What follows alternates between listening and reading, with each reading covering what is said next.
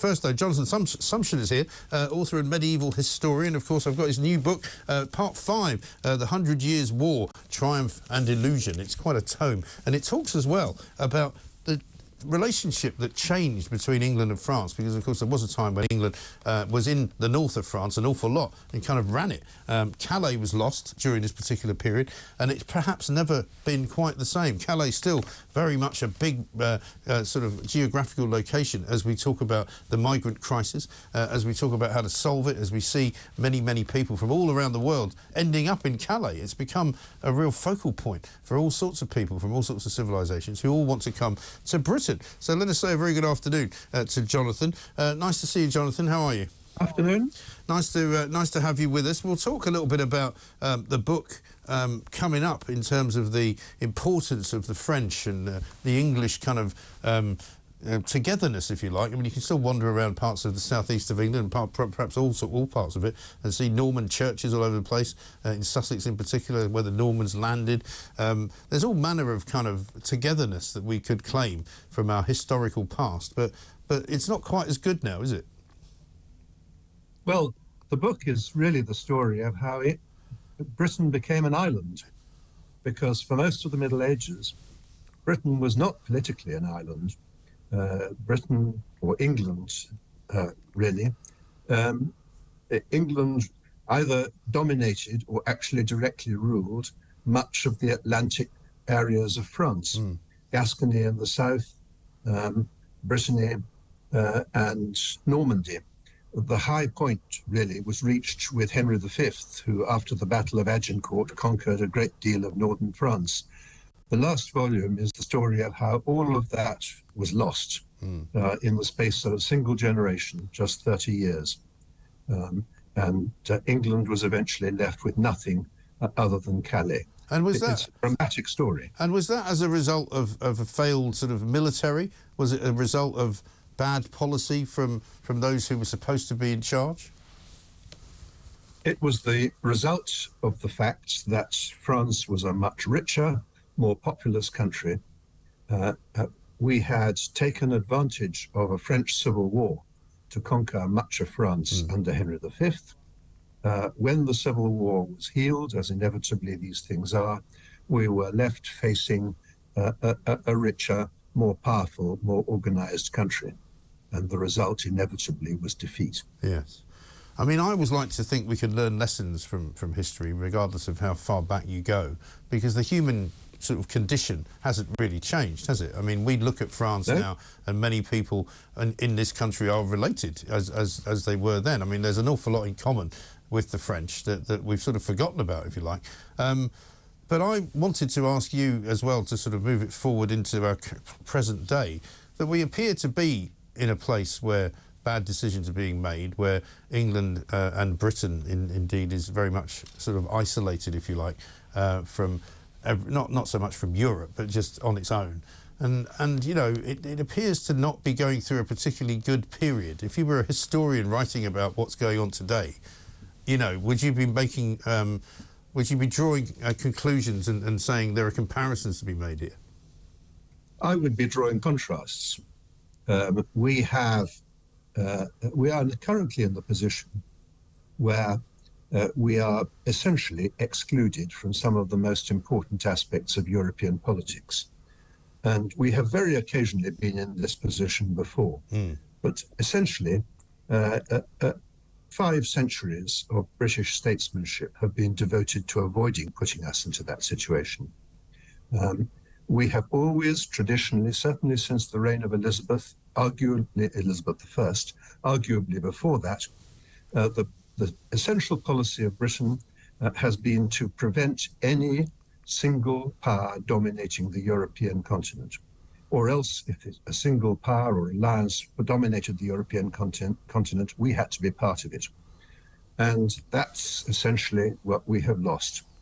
The result of withdrawing from the European Union has been that we are outside the dominant bloc in the European continent and have no influence over what it does and have to submit to being part of a continent which is dominated by a foreign power. that was an unwise thing to do.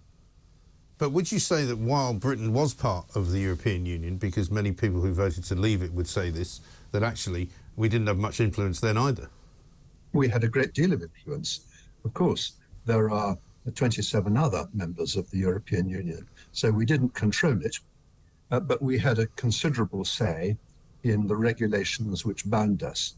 Many of those regulations still bind us, because if we want to sell goods into the European continent, we have to comply with them whether we like it or not. So we are still dominated by the European Union. The difference is that whereas we had a good deal of influence before over what it did, we now have almost none.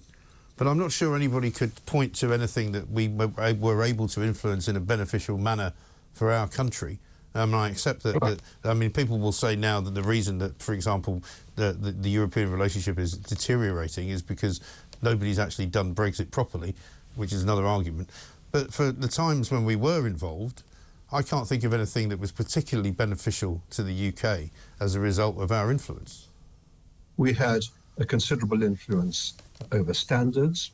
We had a considerable influence over the foreign policy of the Union, which at times we dominated, particularly, for example, in relation to the invasion of the Crimea in 2014. We had quiet influence over the way in which European legislation was formed, and we were able to protect our own interests, for example, in relation to the car industry and very many other industries. It is complete nonsense to say that we had no influence. We had certainly as much influence as France and Germany, who now dominate the show in a way that they have never been able to do so completely before. Yeah. No, I'm not saying we had no influence. I'm just trying to work out if the influence was in any way beneficial in particular, because we were always seen as a sort of slightly unwelcome guest, weren't we? No, not at all. I mean, obviously, there were areas where we refused to participate, for example, like the single currency. But remember that the single market was the creation, above all, of Margaret Thatcher. And we benefited hugely from that, because 4/5 of our economy is services. And the agreements that we have with the EU since leaving don't cover services. So we were able to arrange for us to have a considerable influence over our market and services, which is a very high proportion of our economy. Well, if you look at some of the government's decisions of late, you might wonder whether they've got any influence over anything at all, including in our own country, because we seem to have a whole series of things which don't particularly work very well. And whether that's got anything to do with being on our own, I don't know. But certainly the border force doesn't work, the NHS doesn't work, the police don't work very well, the civil service doesn't appear to do much. We've now got schools which are literally crumbling before our very eyes. But I agree that most of that has nothing to do with the European Union. But what is it to do with? I would mention one thing that is. Go on. And that is that when we were in the European Union, we had the right under the Dublin Agreement, which is part of European law, to return migrants to the last place they were in, which was France. We don't have that right anymore. Yes. There's an example for you of something which was highly beneficial to this country arising from EU law. And that's something which I suppose was not foreseen, because there's many more people now coming here illegally than there were. And so it's something that I suppose has been overtaken by events. But are we seeing something happening, as an historian, I'm asking you this question, in this country? Are we seeing what might be rather commonly called the end of an era, the end of a sort of, a civilization almost, because it does feel like it's changing to me. I think we're in a place which we haven't been in before, and it's not a very comfortable place. In the long term, I think we're likely to get out of it, and that will involve closer relations with the European Union. What's the alternative, though? Say for those people listening to this and thinking, Sumption's gone mad, he's lost it, he wants to go back into the EU, we can't be having that. Is there an alternative? I haven't suggested that. All right. Well, let me ask you another question. The law seems to be no longer what it was in this country. We seem to have a legal process which has been somehow inculcated with wokery, somehow seems to have been changed by the introduction of the Supreme Court, seems to have become politicised in many ways, and doesn't really seek any longer to protect individuals, but merely to punish them. None of that is anything to do with wokery, as you call it. Actually, the courts have been robust in standing up for people who have lost their jobs because they didn't have the right opinions. If you look at cases like that of Maya Fortstetter, who won her case in the Court of Appeal when she said that she was wrongly discriminated against at work because she did not believe in the views about trans that are now regarded as essential in many places. Yeah. Now, on the whole, the courts have fought a very creditable fight to protect the individuals. I don't deny that all the things that you've just been complaining about exist, but don't blame the law for that.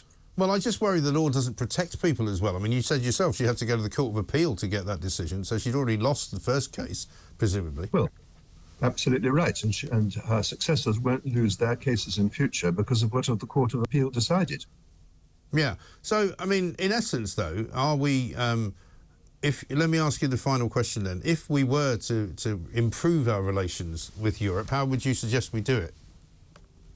Well, I think that we need to be a lot more willing to compromise. I think both parties need to be a lot more willing to compromise on things like the customs union, which would have been a highly beneficial arrangement that would not have involved taking rules from the European Union. That would be a very good start.